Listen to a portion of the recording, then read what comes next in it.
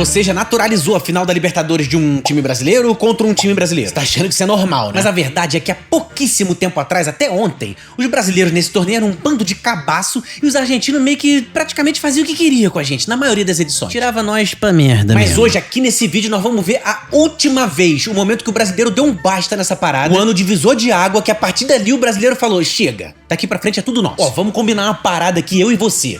Hoje o vídeo vai ser um react. Eu nunca fiz essa parada. Se sair muito ruim, a gente finge que esse vídeo aqui não existiu. Se ficar bom, aí a gente finge que eu já sabia o que eu tava fazendo desde o início. E aí os próximos vídeos que eu tiver com isso aqui na cabeça, ó, aí você já sabe que é um react, beleza? É um vídeo do Victorando. Aliás, eu não conheço tanto o Victorando, então tomara que ele não fique... Pelo amor de Deus, hein, Victorando? Tu deixa esse react no ar, hein? A única coisa que eu sei dele é que se pegar o Bruno Henrique, adicionar expressões faciais, vira o Victor. Também não sei se ele vai gostar dessa piadinha. Vamos pro react logo, antes que eu me complique com ele. Quando o Brasil ainda não dominava a Libertadores. Vamos lá. Em um tempo sombrio, quando os times brasileiros ainda não dominavam a Libertadores, essa competição era uma terra cruel. Cada jogo em La Bombonera, na altitude ou em outros estádios tenebrosos, O ambiente era hostil, irmão. Muito mais do que hoje. Não era só uma partida de futebol, era uma luta por sobrevivência. Entradas duras, eliminações entrada dura, eu não lembro dessa parada. dolorosas e roubos descarados. Isso era o mínimo que você, brasileiro, poderia esperar de uma partida de Libertadores. Além de que, muito provavelmente, se você fosse na Argentina, você ia ver algum jogador brasileiro vindo... Caraca, eu tava pensando nisso agora, mano.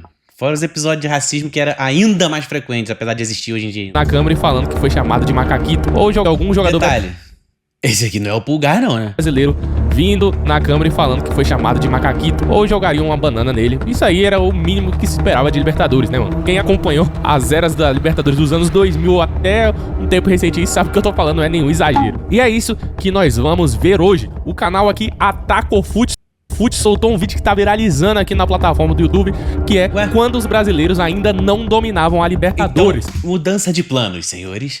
Esse é um react do react. Por essa eu não esperava, mas também é bom que eu veja ele assistindo react e aprendo. Vambora. Então nós vamos ver aqui esse vídeo, aqui no canal Victorando 2.0. E é isso, marcha na boneca. Só pra marcar. Palmeiras e Flamengo. Só pra marcar com mais força. Quando o Brasil ainda não dominava a Libertadores, cadê? Atacofut. Só pra marcar com mais força. 2.0 e é isso, marcha na boneca. Palmeiras e Flamengo chegaram mais uma vez a uma final de Libertadores. E isso não só representa um domínio dos dois clubes que vem chegando quase todo ano, mas também do nosso futebol brasileiro no cenário sul-americano. Desde 2019, o Brasil venceu todas as finais na América, incluindo 4 das 6 sendo compostas somente por times daqui. Os últimos dois times que conseguiram chegar foi o River contra o Flamengo em 2019, né? E o Boca Juniors que perdeu a maior final de todos os tempos. Deu pro Fluminense 2023, cara. Só que muito disso é pela questão econômica, né, rapaziada? Hoje em dia, a moeda, principalmente dos times argentinos, não vale mais nada, mano. Quanto vale um peso argentino em real? Ó, a moeda dos caras vale 0,0037. 0,0037 real, mano. Basicamente, um real vale 267 pesos argentinos, mano. Então, rapaziada, com teu salário de R$1.000 aqui no Brasil, tu consegue comprar o River Plate. Os outros países do continente tem sofrido bastante. Mas voltando no tempo, isso não era exatamente assim. O Brasil ainda tinha uma certa dificuldade, seja pelo investimento, que era mais equiparado, por tradição, ou até por questões de arbitragem. A última vez que depois que inventaram o VAR, os caras também nunca mais ganharam. Tu ia jogar na Bombonera lá, os caras tava dando cotovelada, né, moleque? Depois que inventaram o VAR. Mas, tipo assim, tem uma parada mesmo. Tivemos no pódio. Tipo, naquela época eu lembro muito claramente que assistindo os jogos de Brasil versus time argentino, cara, o Brasil perdia muito no mental. Era uma parada que chegava a ser tosca, era um troço que dava pra prever. Quando acontecia uma situação que era importante pro time argentino travar o jogo, fazer catimba, fazer o juiz ficar conversando, fazer um brasileiro perder a cabeça, fazer alguém ser expulso, não sei o que lá, eles conseguiam fazer, eles tinham isso na mão, o psicológico, o mental, eles tinham na mão. Eles faziam o que queriam com os brasileiros. Então, quando o time argentino tomava frente no placar pra se classificar, a gente já vinha aquela sensação de tipo assim, ai, acabou o jogo, quer ver? E o jogo acabava. E quando era o contrário, quando o brasileiro fazia o gol, tomava frente pra ir pra classificação, a gente ficava com o cu na mão pensando, ai meu Deus, tomara que ninguém faça uma merda muito grande. Até hoje é um campeonato com ambiente hostil, futebol naturalmente é um ambiente hostil, mas naquela época cara, o argentino fazia o que queria com o psicológico de qualquer time brasileiro, era impressionante mesmo. Foi em 2018, e aquela edição foi uma maluquice. Tivemos viradas inacreditáveis, brasileiros sendo eliminados de forma suspeita e uma final entre os dois maiores da Argentina que terminou simplesmente no Santiago Bernabéu. Dada essa coleção de coisas, você se lembra tudo o que aconteceu da última vez que o Brasil ainda não dominava? Se foi em 2018, eu lembro que o River ganhou, né? Que o Benedetto destruiu o Palmeiras, ele vai falar aí. Comigo pra ver a história da Libertadores de 2018. Olha, agora a gente tá esperando até o dia 29 pra ver se Flamengo... Rapaz, que menino bonitinho. Ou se Palmeiras... Ô, louco, a skin do Ataco Fute eu nunca tinha visto, mano. E a skin dele é muito diferente do que eu imaginava. Eu imaginava ele molequinho de 14 anos, tá ligado? Vão conquistar o tetracampeonato. Mas se a gente for voltar 7 anos no passado, o domínio dos dois ainda não existia e só dava alguns sinais. Inclusive, nessa época o Brasil tava bem atrás da Argentina em quantidade de títulos e agora a gente vai empatar. Então tá muito bom pra nós. E aqui eu vou voltar quando isso não acontecia. É óbvio que não dá pra dar muitos detalhes de todos os jogos, porque são muitos. Vou me aprofundar mesmo nos brasileiros e, claro, na final, que foi uma guerra. Mas antes disso, a gente tem que entrar no contexto da época e em como os brasileiros se classificaram. Se liga. Voltando pra 2017, o cenário do futebol brasileiro era um pouco diferente. O atual campeão brasileiro era o Corinthians, mas com um elenco que não era nenhum absurdo não. Tanto que o título foi uma superação pra vários caras. Na Copa do Brasil, o campeão foi o Cruzeiro com o Thiago Neves. Enquanto na Libertadores, o campeão seria um brasileiro, o Grêmio, em um time que tinha... Caraca, o Luan, meu irmão, que doideira. Aquele gol foi inacreditável. Isso foi 2017? Vários refugos, mas contava com um Renato Gaúcho que quando chegava em Copas era absurdo. Renato Gaúcho sempre foi um excelente treinador, né, rapaziada? E esse Grêmio aqui, apesar de como ele disse ser de refugo, era um time bem maduro, cara. Teve uma época, principalmente 16, 17, 18, eu lembro que os refugos tinham muita vantagem. Eu ainda acredito que tem muita vantagem, sabe? Em Copas. Porque são jogadores experientes que não sentem a final. Sabe aquele time que você fala, esse time é cascudo? Eu lembro que o Cruzeiro, campeão de 18, tinha vários jogadores experientes, cara. Acho que tinha o Nilton, que era do Vasco, tinha o Edilson. Então é um time, pô, bem cascudão, tá ligado? Eu acho que... Aqui, deixa eu só terminar de falar, peraí. Que tem uma mescla de jogador jovem com jogador experiente, é a melhor opção que tem, cara. E também... na Libertadores desse ano, né, em 2025, o Abel Ferreira bateu muito nessa tecla, falando que os jogadores do Flamengo eram muito experientes, acostumados a lidar com isso. E o Felipe Luiz, na coletiva, numa outra sala ali, não sei se foi ao mesmo tempo, mas falando do mesmo jogo, após o mesmo jogo, ele falando, cara, eu tenho jogadores muito experientes que viveram essa final como se fosse um jogo como outro qualquer. Então, o que Abel Ferreira e Felipe Luiz falaram bate direitinho com o que Victorando pensa sobre futebol. Com o Luan, rei da América. E disparado, tá? Pô, é até engraçado voltar e olhar isso, porque hoje, se a gente for ver o Corinthians não briga pelo brasileiro há alguns anos, o Grêmio também não tá lá essas coisas, e o Cruzeiro foi pro fundo do poço e voltou. Além do Luan... E o Luan que hoje tá praticamente aposentado e viveu uma carreira muito pior depois disso. Vale ressaltar também, rapaziada, que esse título do Corinthians aqui, o modo como ele foi ganho, que foi com goleadas de 1-0, você lembra que o pessoal falava isso do Tite, depois trouxe essa cultura aí pro Carille, era o jeito Corinthians de jogar, de ganhar, esses modos de ganhar, essas filosofias de jogo, todas foram pro ralo com a chegada dos portugueses, né? Depois que chega o Jorge Jesus em 2019, o futebol brasileiro muda muito, né? Aí depois chega o Abel, então essa tática do Brasil que tava meio desatualizada e que você poderia ter um equilíbrio maior ali, até com um time não tão bom, meio que ficou pra trás, né, cara? Isso dá pra ver como são os ciclos do futebol. Dado esse cenário, Corinthians, Grêmio e Cruzeiro já estavam classificados para... Tem vídeo aqui no canal explicando mais ou menos sobre como algumas coisas no futebol evoluem. E querendo ou não, esse intercâmbio de escolas, vem um cara da Europa, chega aqui com uma visão um pouco mais atualizada de movimentação, de posicionamento, de ocupação territorial. Querendo ou não, esse é um intercâmbio maneiro que acaba contaminando o futebol. E aí quem vê que ganha, dá certo, caraca, vamos fazer isso aqui também. A gente tá dando mole, a gente tá ficando pra trás. Esse intercâmbio é importante, coisa que muita gente sempre reclamou que aqui no Brasil não tinha. Ficava sempre os mesmos técnicos brasileiros sendo demitido de algum time da zona de rebaixamento e assumindo algum time que tá brigando pela Libertadores, e ficava essa dança das cadeiras, e o futebol ficava dentro dessa bolha e ninguém chegava com ideias novas, muito distante de dar qualquer passo em direção a alguma revolução tática, alguma parada assim, e só quando vem um cara de fora, quando acontece o tal intercâmbio, que eles começam a se ligar que tipo assim, calma, pô, é importante, mano. É importante vir uma escola argentina, é importante vir uma escola portuguesa, europeia, vamos ver como é que a gente faz o nosso futebol aqui. E aí a coisa vai andando pra frente a passo de formiga, mas vai andando pra frente. Libertadores de 2018, ou seja, abriu mais 5 vagas. E tava mó galera na disputa, tá? Era Vasco, era Flamengo, era Atlético Mineiro, era Botafogo, era Chapecoense, e a coisa só seria decidida mesmo na última rodada. A segunda e a terceira posição do brasileiro ficaram com Santos e Palmeiras. O Flamengo também se uniu a esses dois com uma vaga direta. E pra pré-Libertadores se classificaram o Vasco, que fez uma boa recuperação naquele ano, e inacreditavelmente a Chapecoense, que teve que montar um elenco inteiro após a tragédia do ano anterior. A tabela em si ficou desse jeito. Caraca, a Chape conseguir ficar em oitavo foi inspiração, hein, mano? Olha essa tabela, cara, de 2017. Flamengo reestruturando, Cruzeiro um time maduro e tal. Vasco ali, ó, a última vez que o Vasco conseguiu ficar na parte de cima da tabela praticamente, né? Isso aí que tá na tela e deixa eu fazer uma ponderação. Olha a quantidade de pontos. Hoje o Palmeiras e o Flamengo já tem mais pontos que o segundo colocado e a gente tá na rodada 30, não na 38. Ou seja, se esse Cruzeiro de hoje estivesse em 2017, com certeza brigaria e até ganharia o título, e por uma questão também de elenco. Não é segredo que apesar de tudo que acontece aqui no Brasil, a gente teve um boom de investimento, um boom de grandes jogadores vindo jogar aqui, e isso fica muito claro se a gente for voltar pra comparar com campeonatos de nem 10 anos atrás. E não vai dar pra focar em todos os jogadores de todos os times, e agora que eu já fiz toda essa ambientação nesse universo que a gente vai entrar, a gente já pode começar a falar da Libertadores de 2018.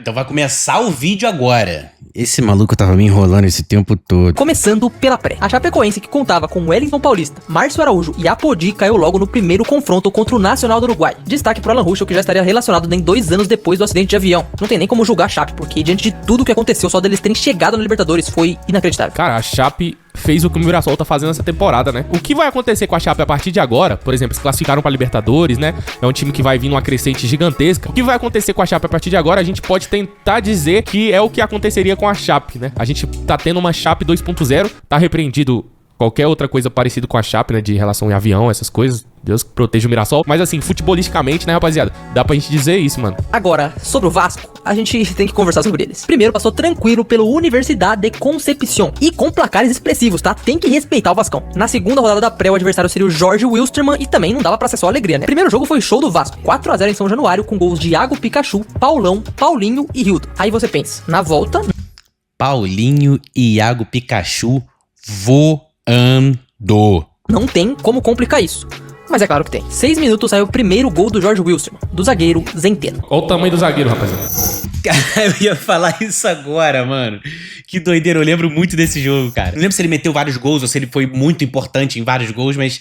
Cara, o maluco tava fora do preparo físico. Wilstermann, do zagueiro Zenteno. Olha o tamanho do zagueiro, rapaziada. Mas é claro que tem. 6 minutos saiu o primeiro gol do Jorge Wilson. Esse cara aqui, ó, engoliu 2 Ronaldo Fenômeno do Corinthians. E mesmo assim, tá 4-0 no agregado e a gente não tá falando do Palmeiras com... É porque o monitor engorda, pô. O celular engorda, pô. O cara deve ter comido uns 6 celular e monitor. Pra a LDU. Então vamos esperar o replay e vamos ver o que acontece. Essa é uma daquelas histórias do nosso Vasco da Gama. Tá louco? E foi histórico. O Vasco foi o primeiro time do mundo a levar um gol enquanto passava o replay do outro. Até hoje eu acho que eu não vi esse gol. O Vasco com 7 minutos já ameaçava perder. Até hoje eu acho que eu não vi esse gol, é foda. Vantagem que foi o que aconteceu. Final do jogo, 4-0 pro Jorge Wilson. E o Vasco ainda teve uma expulsão, tá? Nada mais, nada menos que Thiago Galhardo. Zé Ricardo no comando do Vasco, vindo do Flamengo. Mas calma, o Vasco não ia fazer isso com a sua torcida. No final, o Martin Silva foi muito bem nas penalidades e o Vasco ainda se classificou. Mas esse é um daqueles jogos que fica na memória porque valia muita coisa ou porque era uma dificuldade absurda? Não, mas sim pela história que é muito boa. Agora... Cara, Martin Silva, o que aconteceu com ele? Onde é que ele tá agora? Alguém sabe? Deixa aqui embaixo nos comentários. Chegou finalmente na fase de grupos e assim como é hoje, os brasileiros estavam voando. Não tem nem... Martin Silva, o último bom goleiro do Vasco. Assim, nessa época o cara pegava muito, né? Lógico, o Vasco teve bons goleiros depois, mas Martin Silva é memorável até pras outras torcidas, porque ele salvou muito o Vasco. E Palmeiras já passava tranquilaço em primeiro com até hat-trick de Miguel Borja, que era o artilheiro da Liberta e sem perder num grupo contra o Boca. Lembre disso. Santos também passou tranquilo em primeiro. Corinthians, por sua vez, passou na primeira posição, tendo até feito um 7-2 em um dos jogos. Grêmio foi tranquilo. E o Flamengo deu uma sofrida, mas foi. Tempos mais simples, né? Ainda não era o timaço que é hoje. No grupo do Cruzeiro, o Cabuloso passou tranquilo em primeiro, mas quem tava... Cara, mas até hoje com o timaço, o Flamengo sofre em fase de grupos. Eu não sei o que é isso. Os caras começam a fase de grupos, parece que eles estão com todo mundo com cachumba no ovo. Futebol é ambiente hostil, irmão. Ah, não, nós vamos passar. Nós vamos classificar fácil. O Flamengo sofre. Tava nesse grupo também, era o Vasco, e eles acabaram ficando... Eu acho que é porque, tipo assim, a Libertadores, Copa, assim, os caras, eles encaram, tipo assim, a Libertadores começa mesmo a partir do mata-mata, tá ligado? Então, ali nos pontos corridos, eles tentam dar muita prioridade pro brasileiro, que é o campeonato que os técnicos acham bem mais importante mesmo, é mais importante pro currículo do técnico ele ser campeão de uma liga de pontos corridos, um campeonato longo, do que ele ser campeão de uma Copa, que é um monte de tiro curto e alguma coisa muito pontual de uma falha individual de um jogador dentro de campo pode já custar a classificação. E o campeonato de pontos corridos não traduz melhor o que é o trabalho do técnico, do treinador mesmo, porque os erros individuais vão diluindo conforme o ano vai passando e os jogos vão acontecendo. Então é uma mistura dessa parada, pô, dá preferência pro campeonato brasileiro e pensa que a Libertadores só começa mesmo lá no mata-mata. Vamos lá. E aí, várias vezes acontece uma situação dessa, de achar uma dificuldade acima do que o torcedor esperava na fase de grupo da Libertadores. Inclusive, tomando um sonoro 4-0 do Cruzeiro jogando em casa. Na época, tendo viralizado até um dos torcedores coringando. E com isso, o Clube Carioca sai do nosso vídeo. Segundo time brasileiro que caiu, mas até aqui a gente tinha 6 times indo pras oitavas de final. Então, tava bom. Oitavas de final, as coisas começam a funilar e, como eu disse, eu vou focar nas eliminações. Só que antes disso, o calendário interferiu também. também. 2018 foi ano de Copa e a fase de grupos da Libertadores foi feita antes. Rolou as férias e na volta aconteceriam os mata-matas. Tempo pra muita coisa acontecer. Por exemplo, o Flamengo fazia sua maior contratação na história, o Vitinho, que vinha do futebol russo por mais de 40 milhões de reais. Aí tu vê a fase que era o Flamengo, hein? A maior... Pô, e o Vitinho ainda, isso foi pressão pra ele se sentiu pressionado por ser o cara que era a maior contratação da história do Flamengo, né? Ele passou um tempo jogando mal, sem corresponder o tamanho do investimento, aí depois teve alguma contratação depois dele, que agora eu não tô lembrando, que foi mais cara do que ele, aí ele falou, ai, graças a Deus, eu tava carregando um peso nas costas de ser a contratação mais cara do Flamengo. Doideira, né? Tipo, tu vê que o jogador, cada cabecinha é uma mesmo, como que é importante, um acompanhamento psicológico pra entender como que o cara interpreta cada coisa, o que muita gente ia achar uma parada muito foda, ia acender, ia jogar pra caralho. Pô, sua contratação mais cara de um timaço, mano. Pro Vitinho, na verdade, foi...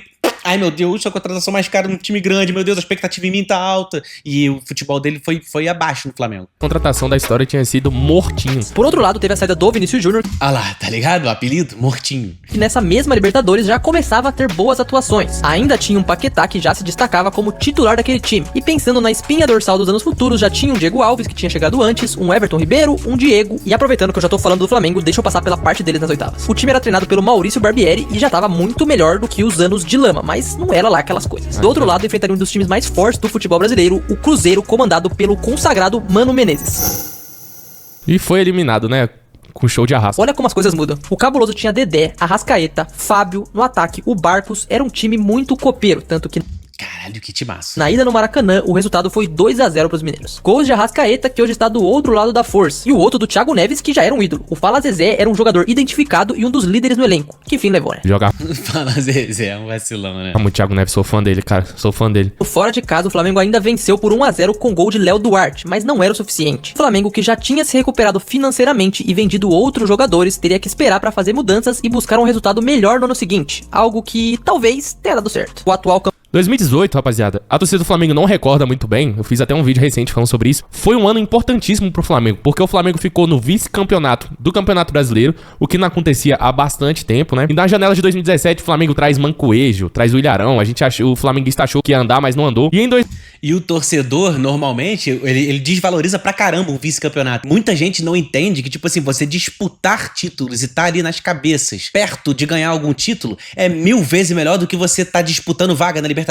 O torcedor não entende essa parada, porque ele seta com um objetivo, ele vê o título perto e ele pensa, eu quero o título. E aí não consegue, vai tudo por água abaixo. Parece que o time foi rebaixado, tá ligado? Você vê time comemorando permanência na Série A mais efusivamente do que um time comemorando um vice-campeonato, porque o do vice-campeonato tem aquele quê de, pô, acabamos de falhar. Mas não, mano. Ficar em segundo lugar é bom pra cacete pro planejamento do time. Em 2018, o Flamengo consegue ficar como vice-campeão do Brasileirão e vice-campeão da Copa do Brasil, perdendo pro Cruzeiro também. Então o Cruzeiro amassou o Flamengo aí na vice-campeão da Copa do Brasil. Ah lá, vice de novo, kkkk. Meu irmão, e os que caíram muito antes? A galera não entende essa parada. E aí a galera também não liga uma coisa na outra. Que tipo assim, esse vice do Flamengo, o vice de não sei quem. Para pra pensar, caraca, mano, eu tô zoando os caras de vice e são sempre mais ou menos os mesmos vices, sempre mais ou menos os mesmos campeões. E esses caras tão massacrando, mano. Que doideira. Aí alguém vice, vice de novo. Brasil, perdendo pro Cruzeiro também. Então o Cruzeiro amassou o Flamengo aí na Copa do Brasil e na Copa Libertadores. Só que num parâmetro geral, para um clube que não conseguia ser competitivo em nada, ser vice do Brasileirão e ser vice da Copa do Brasil, já foi um ótimo indício, cara. E isso fez aumentar. E sempre será um ótimo indício pra qualquer equipe. Tá ainda mais a confiança no projeto de reestruturação do Flamengo, para que os nomes que chegassem em 2019 confiassem que poderiam brigar por títulos, entendeu? O Corinthians enfrentou o Colo-Colo, perdeu no Chile por 1-0 e na volta até venceu, mas foi eliminado em casa pelo gol fora. O que, dado as circunstâncias, até pode ser considerado um vexame ou não. Por perder em casa, sim, mas não era o mesmo elenco que tinha ganhado o Brasileirão. A dupla de zaga era completamente diferente e o centroavante não era mais o Jô e sim o Roger. E o Jô pagava pensão ainda. Mesmo assim, cair em casa para um time que tinha o Valdívia do outro lado não foi um momento bom pros corintianos. Falando agora dos que passaram, o Grêmio quase caiu pro Estudiantes, mas fez o gol no último lance e venceu nos pênaltis. Enquanto o Palmeiras também passou do Cerro Porteño, apesar do Felipe Melo ser expulso aos 2 minutos no jogo da volta no Allianz, e o Devinho fez a sua graça naquele dia. De qualquer forma, o time comandado pelo Felipão volta no Allianz e o Devinho fez a sua graça apesar do Isso aqui é muita putaria. O Felipe Melo ser expulso aos 2 minutos no jogo da distância que a bola volta no passa, mano. Olha só, meu irmão. Olha só.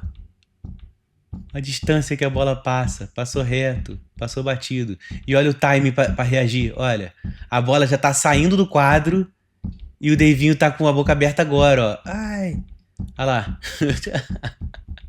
Isso aqui é sacanagem. Levinho fez a sua graça naquele dia. De qualquer forma, o time comandado pelo Felipão tava nas quartas também. Falei de 5 brasileiros, então agora falta só falar do Santos, Esse Davis é uma viagem, mano. mas aqui a situação é diferente. O jogo Não, pô, ele sabe o que eu tô fazendo. da ida da Argentina contra o Independente foi 0-0, mas por conta de uma escalação irregular do Carlos Sanches, virou um placar de 3-0 pros argentinos. É óbvio que isso gerou uma revolta absurda no jogo da volta, porque foi uma canetada da Comebol, que gosta de ferrar com os brasileiros. E aquele Sem Santos dúvida. que contava com Rodrigo e Gabigol seria eliminado no Esse vídeo do Rodrigo é épico, mano. Acho que ele falou Comebol vai tomar no... Acho que é alguma coisa. Pacaembu em um jogo que nem terminou porque a torcida Caraca, eu não sabia que existia esse vídeo, não, mano. quebrou tudo. Ou seja, dos 6, restaram 3: Palmeiras, Grêmio e Cruzeiro. E agora, chegando nas quartas, já começava a ficar um pouco mais complicado. E pô, eu já tô nas quartas e eu nem citei 2 dos protagonistas desse vídeo. Mas calma que eu vou chegar lá. Porque agora eu vou parar aqui pra pedir pra você deixar o seu like e se inscrever aqui no canal. A ideia desse vídeo veio mais ou menos dos comentários. Me pediram pra falar sobre a queda do futebol argentino, mas já tinha esse vídeo no YouTube. Eu vou deixar um like aqui no Victorando, mas o like é pro Ataco Fute. Bora deixar o likezão aqui no canal. Já tá dado o like, nem se Bora. inscrever no canal Ataca o Fute, né, rapaziada? E também aqui no canal tem vídeo sobre tudo quanto é tema. Então, por favor, se você estiver gostando e ainda não for inscrito, me dá uma chance. Se inscreve lá no canal Ataca o Fute, tá, rapaziada? O link tá na descrição aqui, mano. Temos que falar de Boca e de River. Na real, o River a gente já vai chegar neles, mas o Boca a gente vai falar agora porque eles pegariam o Cruzeiro nessa fase. Quando a gente olha pra escalação deles, a gente não tá falando de nenhum timaço. Mas na época esse time até que dava medo, muito pelo peso da camisa. Inclusive, rapaziada, acabou essa parada de medo do Boca Juniors, né? Hoje, eu tenho muito mais medo de pegar um Atlético Paranaense na Libertadores, de pegar um clube brasileiro, qualquer que seja. Se o time conseguiu ficar no G4 do Brasileirão, se classificar ali nos playoffs, cara, se ele consegue ser competitivo no Brasileirão, ele é mais competitivo do que qualquer time sul-americano da liga que seja. Então hoje, eu acho muito mais fácil você eliminar um Boca e um River do que eliminar times brasileiros, cara. E principalmente porque tinha algumas ajudinhas ali. Tudo bem que a partir dessas quartas de final, com o sucesso do VAR na Copa Pô, esse cara, ele não gosta... esse cara não gosta de comer bom, não. Toda hora fala que beneficia o time argentino. do mundo, a tecnologia chegaria também pra Libertadores. Mas se você pensa que isso vai anular as formas do Cruzeiro ser roubado, não, isso não aconteceu. A Bombonera já é um palco intimidador que é muito difícil de ser batido pelos brasileiros. E com 36 minutos, Zarate abriu o placar pros argentinos. A grande polêmica, porém, vem no minuto 30 do segundo tempo, quando de forma involuntária um choque entre Dedé e o goleiro Andrada, que foi Caraca, mas pegou firme, hein? Dentro da cara, no queixo, ó. Pei. Meu Deus do céu. tempo, quando de forma involuntária um choque entre Dedé e o goleiro Andrada, que foi forte, mas claramente do jogo. Todo mundo concordou que não foi nada e os jogadores do Boca também não reclamaram, mas o juiz foi no VAR e expulsou o Dedé. Que isso? Ah, isso não existe, pô. Claro que isso não é, pelo amor de Deus, gente. Ai, meu Deus. Isso aqui é o problema. O juiz, ele dá a impressão de que 99,8% dos juízes, eles nunca chutaram uma bola na vida. O cara não tem noção da física que eu tô disputando aquela bola, eu preciso fazer assim, e às vezes, por causa das leis da física, certas coisas acontecem. Isso não era pra... Enfim. Isso aqui é piada, tá? Mas não é nada diferente do que a gente já espera da Libertadores, tá, rapaziada? Time brasileiro. O outro odeia também comer bola. Eu já falei, qualquer que seja, é cadelinha na Libertadores, porque os caras vão fazer de tudo para os brasileiros não ganharem, cara. Então, sempre quando houver interpretação, a interpretação vai ser favorável aos times sul-americanos. E ainda mais agora, só dá brasileiro, eles não aguentam mais. Então, sempre eles vão favorecer os times que não são brasileiros, tá, rapaziada? Essa expulsão aqui do Dedé foi coisa ridícula. A expulsão do Plata, as duas, foi coisa ridícula contra o Racing e no jogo anterior. Teve erros também ridículos contra outros times. Só que, hoje em dia, a discrepância é tão grande, financeiramente, de elencos dos times brasileiros, que mesmo sendo assaltados, os times brasileiros conseguem eliminar os argentinos, os paraguaios, quaisquer que sejam. Mas nessa época aí, como era mais equilibrado, eles conseguiam roubar e ajudar, né? Eu lembro de um jogo Boca e Corinthians, que os caras assaltaram o Corinthians de uma maneira espetacular, uma parada surreal o assalto que fizeram. O primeiro lance, o Emerson Sheik vai dominar, dá um tapa na frente, o zagueiro do River dá um tapa na bola com a mão nitidamente e eles roubam. Então, Flamengo, Corinthians, Palmeiras é ajudado no Brasileirão? Eu deixo vocês discutirem aí. Mas em Libertadores, cara, eles sempre vão roubar pros outros times e sempre vão continuar roubando, e quanto mais em River Plate e Boca Juniors. Porque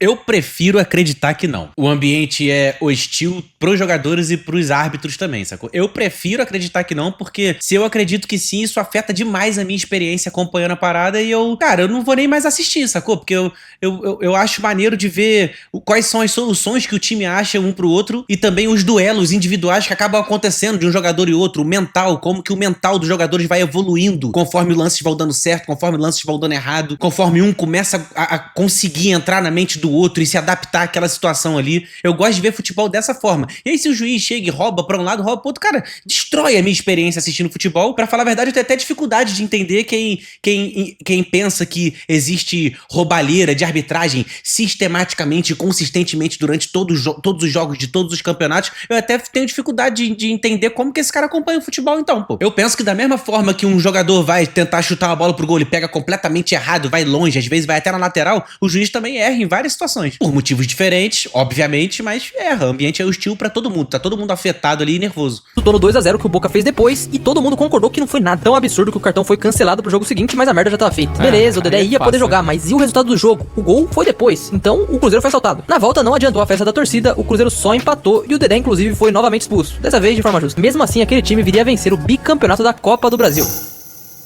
A progressão parecia muito boa, né? 2017 ganhou a Copa do Brasil, 2018 o bicampeonato e em 2019 caiu. Foi rebaixado. Mas também o meu Cruzeirão, vamos ser sinceros, rapaziada, eu não sou cruzeirense não, mas o Cruzeiro foi, ó, pela diretoria, né? Inclusive, eu quero levantar aqui um debate. Só em premiações aí, se eu não me engano, o Fluminense ganhou 300, 400 milhões de reais. Com o título da Libertadores, a progressão no Mundial de Clubes. Cadê esse dinheiro do Fluminense em reforço? Ninguém sabe também, né? Olhando pros outros jogos, o River Plate passou pelo Independente e os brasileiros também passaram numa boa. Teve um Grêmio com um agregado de 6x0 no Atlético Tucumã, contando até com gol de Jael, o Cruel. E a dupla Luan e Cebolinha também funcionava. Enquanto o Palmeiras enfrentou o Colo-Colo de Valdívia e conseguiu vencer os chilenos por 2x0 nos dois jogos, então a semifinal seria Brasil e Argentina, Palmeiras e Boca e Grêmio contra River Plate. Aí o Benedetto deitou. Realmente curioso que o VAR entrou nesse ano e depois de então, nunca mais a Argentina ganhou nada no futebol sul-americano. Mas ainda assim...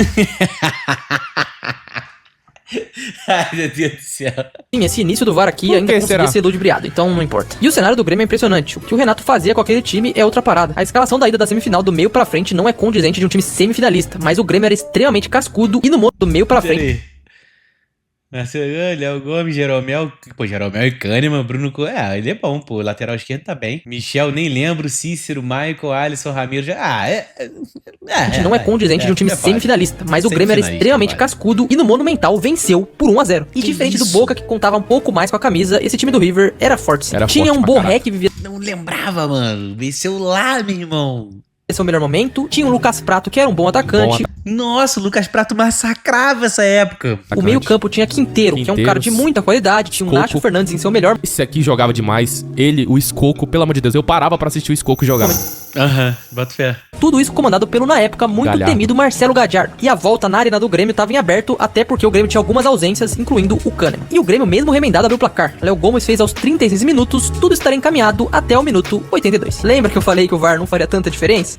Então, teve esse gol de mão do Borré, que foi validado e assim o River empatava. Mas vamos analisar, claramente a bola pega na mão dele e entra no gol. O Grêmio foi prejudicado. Aí teve isso, o River precisava de mais um gol pra vencer no gol fora e o personagem agora seria o Bressan. Ele tinha entrado no jogo na metade do segundo tempo e logo... Ele tá abraçando o quarto árbitro, é isso mesmo? E o personagem agora seria o Bressan. Ele tinha entrado no jogo na metade do segundo tempo e logo de cara tomou um amarelo. E no último lance do jogo, a bola na mão na área do Grêmio foi dele dessa vez. Bressan foi expulso, pênalti pro River. Pete Martinez fez o gol e o Imortal estava eliminado. E sinceramente eu não vou parar de ressaltar esse Renato Gaúcho, time de Bressan, Paulo Miranda. Mano, o que o Renato Gaúcho fez com o Fluminense no Mundial é palhaçada, mano. É brincadeira. E em 2021 poderia ter ganho a Libertadores com o Flamengo, né? O Flamengo tava muito melhor que o Palmeiras nos acréscimos, cara. Só que aí teve a falha do Andrés e aí não deu, né? E o Michael ainda perdeu um gol no último lance lá do jogo. Ganhando até o final pra uma vaga na final da Libertadores. O trabalho dele era muito bom. Outro trabalho que era bom era o do Felipão no Palmeiras. Tinha sim um time com mais investimento que esse Grêmio, mas era muito bom no Brasileiro, tanto que venceu, foi copeiro na Copa do Brasil e foi copeiro na Libertadores. Até esse jogo contra o Boca. Até porque, de novo, bomboneira, aquela história. Jogo típico de Libertadores. Amarrado, catimba e pouca ação dos dois lados. Até que aos 77 minutos entrou Dário Benedetto. E parecia que ele tinha algo contra o Palmeiras, porque 11 minutos depois, ele já tinha marcado 2 vezes. É porque não mostrou aqui na edição, mas ele dá uma puxada, meu amigo. Que é coisa linda. E assim deixou os paulistas numa situação muito difícil na volta. Se fosse hoje, parecia que ele tinha algo contra os Palmeiras, é muito maneiro. Provavelmente o Abel e o Pacto iam resolver, mas nessa época isso não existia ainda. O Boca logo de cara abre o placar com o Ábila, mas o Palmeiras no segundo tempo vira e anima a torcida, já que foi um gol atrás do outro. O problema é que o carrasco Benedetto apareceu mais uma vez. Vindo do banco, ele fez o terceiro gol no confronto e eliminou o brasileiro que restava. Assim, a gente... Vindo do banco... Essas imagens de terror da cara do Benedetto aparecendo... Ali, ó. Um glitchzinho e tem.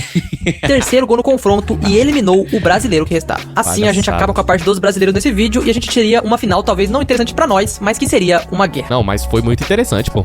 Qualquer um gosta de acompanhar um clássico desse aí. Havia quem dizia que esse jogo não poderia acontecer, porque o mundo poderia acabar, e essa pessoa não tava errada. E seria pra nós como se fosse um Fla-Flu, um Corinthians e Palmeiras, um Grenal, um Atlético Mineiro e Cruzeiro numa final de Libertadores. Eu, pro meu time, não queria que isso acontecesse. Porque assim, se ganhar é o melhor momento da minha vida, mas se perder, é foda. O River... É aí que estão as melhores coisas da vida, irmão. Tá maluco? Eu quero logo ir pras pica logo. Se perder, eu vou pro inferno. Choro, entro em depressão, tô triste. Se ganhar, irmão, tô no céu. É isso aí, futebol é isso aí, pô. Ano que vem renova tudo de novo, tá novo, vambora. Era assim uma equipe mais forte, mas não dá pra menosprezar a mística do Boca. Tinha um veterano Carlitos Tevez, um Benedetto iluminado e tinha totais condições. E aquele papo de que o mundo poderia acabar não tava errado, já que o primeiro jogo marcado pro dia 10 de novembro, na Bombonera, teve que ser adiado porque choveu muito em Buenos Aires. Caralho, olha só como é que as coisas são. Olha que loucura, irmão. Que isso, tá vendo? O consciente, o inconsciente, o coletivo da galera, como é que afeta mesmo até o funcionamento da natureza, irmão. O estádio não tinha condições de jogo e eu acho que isso era um sinal.